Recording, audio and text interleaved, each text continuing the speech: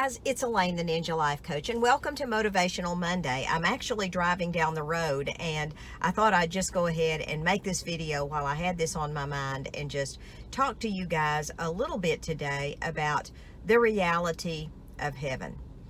I was over at my daughter's house last night, and we were singing that song, "It Is Well With My Soul." And I don't know if you all are familiar with that song and the story behind that song, but that is one of my very favorite hymns, and it was my dad's absolute favorite hymn in the world. And the fellow who wrote that song had suffered a great loss. He had lost his children in a ship sinking. He had lost his business. He had lost a lot of stuff, but he wrote the song, "It Is Well With My Soul."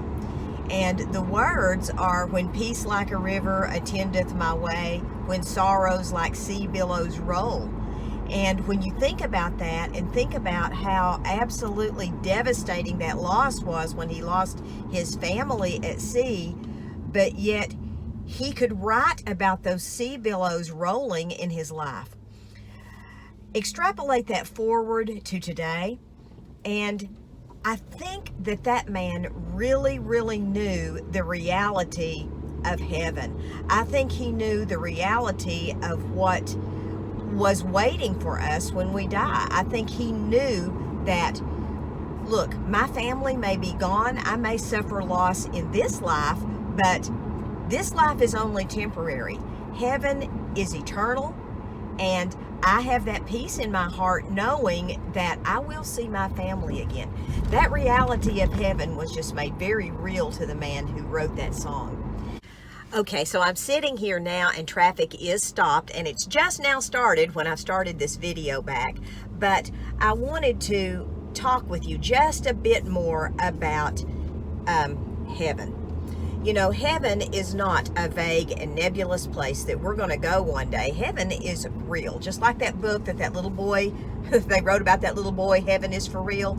Heaven is a real place. You know, the Bible is pretty explicit and pretty clear about what it says about heaven.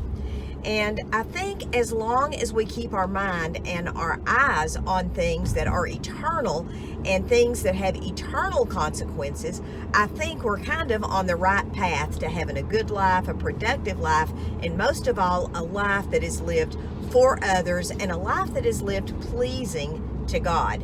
You know, that is the one thing I want on my tombstone when I die. I want it to say, I don't even care if my name's on there, I just want it to say, "She knew God." And that's all I care. That's what I want generations that come after that look at the cemetery, that's what I want them to say.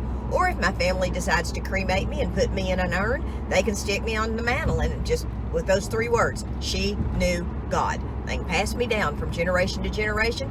It won't bother me. I'll be with the Lord. Today, I want you guys to just think really hard about what is the eternal consequence of my actions today. How can I love someone in a way that's going to be eternal and a way that's going to be pleasing to God? You know, the Apostle Paul knew the reality of being separated from God because he wrote, "What can separate us? Who can separate us from the love of God?" And he was convinced that nothing could separate us from God's love.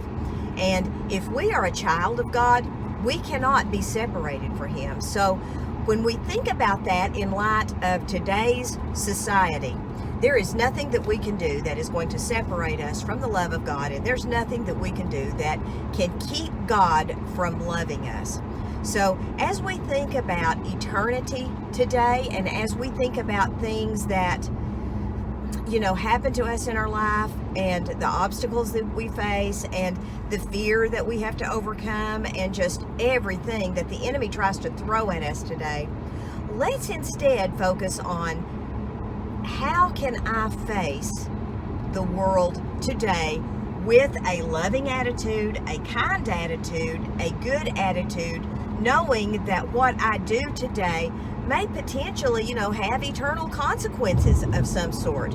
We want to place our value in things that are eternal. You know, it's nice to have a big house, nice to have a good car to drive, it's nice to have a diamond rings and all this stuff. It's nice to have all that stuff. But at the end of the day, if you lose that, you've really only lost a thing. You haven't lost a person, and you haven't lost something that's even more valuable. You haven't lost the love of God. And I know when I lost my husband, and that was the most devastating thing that had ever happened to me. I thought the death of my dad was the worst thing, but it wasn't. The death of my husband is by far the worst thing that has ever happened to me. But you know, I do know the reality of I will actually see Greg again one day. He is in heaven, and he is waiting on me. He is with the Lord. He is waiting for me to come to him. It's like King David said, I will go to him, but he cannot come to me. He can't come here, but I can go to him one day and I'll see him again.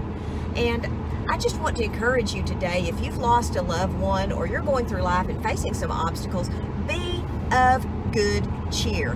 Have hope. Have hope. You will see them again. Today, just think about that and, you know, smile as you go through your day, thinking about the reunion that you're going to have one day with your loved ones who have gone before you. I hope this helps you some today. I hope you have a great day today. God bless. Be motivated. Maranatha.